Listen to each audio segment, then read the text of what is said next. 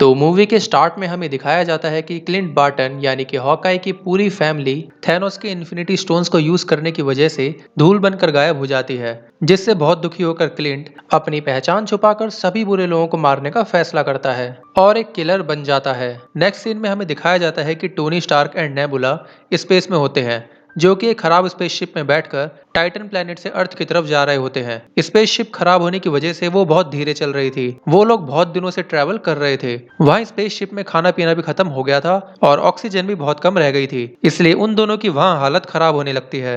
लेकिन तभी हम देखते हैं कि कैप्टन मार्वल वहाँ आ जाती है और उन दोनों को बचाकर उनकी स्पेसशिप को अर्थ पर सेफली लैंड कर देती है। कैप्टन मार्वल को अर्थ की सिचुएशन के बारे में निक फ्यूरी के मैसेज से पता चला था, जो कि उन्होंने धूल बनने से पहले उसे किया था। कैप्टन मार्वल उन्हें सजेस्ट करती है कि क्यों ना हम उन्हीं इन्फिनिटी स्टोन्स का फिर से यूज करके सभी लोगों को वापस जिंदा कर दें। सबको ये आइडिया अच्छा लगता है और वो सब थैनोस की लोकेशन ट्रैक करने लगते हैं। उन्हें पता चलता है कि थैनोस ने दूर कहीं एक प्लेनेट पर फिर से इन इन्फिनिटी स्टोन्स का यूज किया है, जिससे बहुत पावरफुल एनर्जी वेव्स निकल रही थी। उन एनर्जी वेव्स की लोकेशन ट्रैक करके वो सभी बचे हुए हीरोज उसी प्लेनेट पर पहुंच जाते हैं। वहां उन्हें पता चलता है कि थैनोस ने उन इन्फिनिटी स्टोन्स का यूज उन स्टोन्स को ही डिस्ट्रॉय करने के लिए किया था, ताकि कोई उनका दोबारा से यूज करके वापस सब पहले जैसा ना कर सके। इससे गुस्सा होकर थॉर थैनोस का सर काट देता है, जिससे थैनोस मर जाता है। अब कोई भी उम्मीद की किरण ना दिखाई देने पर सभी हीरोज मायूस होकर वापस लौट जाते हैं। कुछ सालों बाद हमें दिखाया जाता है कि थॉर ने अर्थ पर ही एक जगह पर अपना न्यू एसगार्ड बना लिया है और उसे शराब की भी लत लग गई थी, जिससे उसकी बॉडी खराब हो गई थी और वो पूरा टाइम नशे में ही रहता था। कैप्टन मार्वल भी स्पेस में किसी और मिशन पर निकल जाती हैं।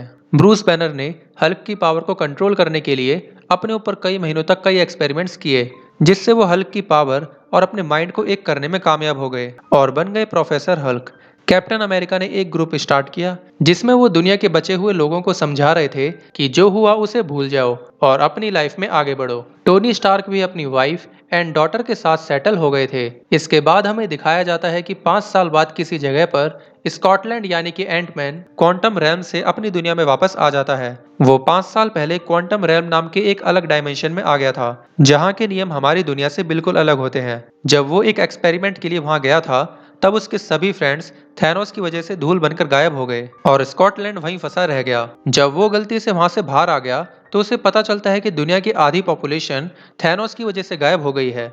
कमाल की बात तो ये है कि क्वांटम रैल्म में धरती के ये 5 साल सिर्फ 5 घंटे के ही बराबर थे, यानी कि वहाँ टाइम बहुत धीरे बीतता है। इसके बाद स्कॉट एवेंजर्स की टीम से मिलने जाता है और उन्हें बताता है कि अगर हम क्वांटम रैल्म को अच्छे से स्टडी करें तो उसकी हेल्प से हम एक टाइम मशीन बनाकर टाइम में पीछे जाकर सब कुछ ठीक कर सकते हैं। सभी को ये प्लान अच्छा लगता है। इसके बाद Captain America, Black Widow and Antman मिलकर टोनी स्टार्क के घर पर जाते हैं और उसे टाइम मशीन वाला वो प्लान बताते हैं, क्योंकि टोनी स्टार्क ही वो मशीन बना सकता था।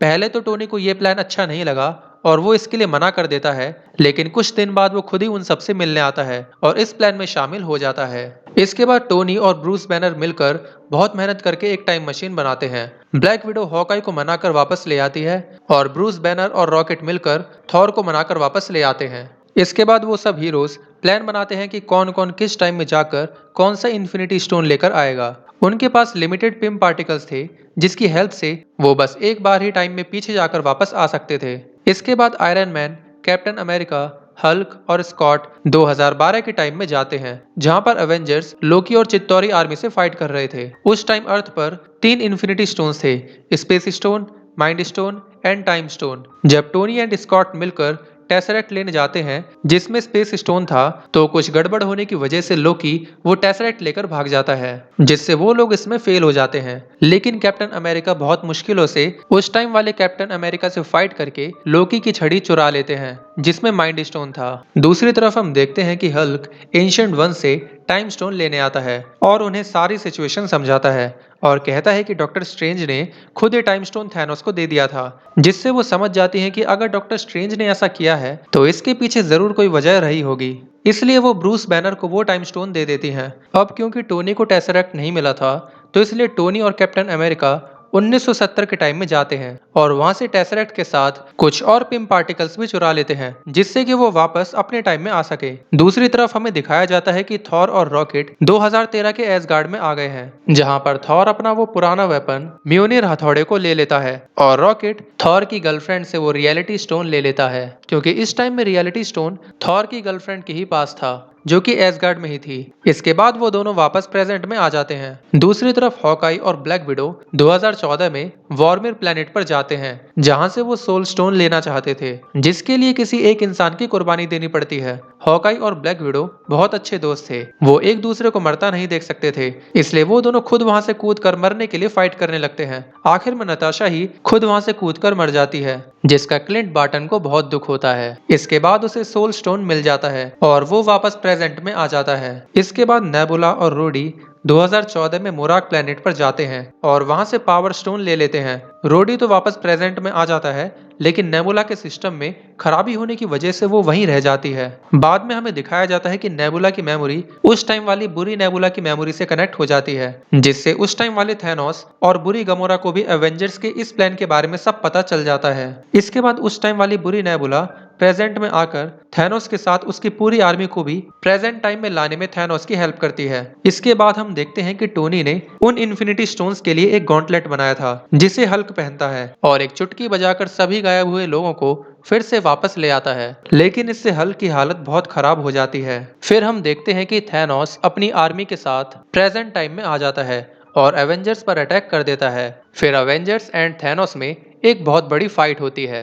अब क्योंकि हल्क के चुटकी बजाने की वजह से सभी पुराने हीरोज भी वापस आ गए थे, तो वो सभी हीरोज मिलकर थैनोस और उसकी आर्मी से फाइट करते हैं। फाइट के दौरान थैनोस वो इन्फिनिटी स्टोन्स वाला गॉन्टलेट हासिल करना चाहता था, लेकिन सभी हीरोज मिलकर उसे रोकते हैं।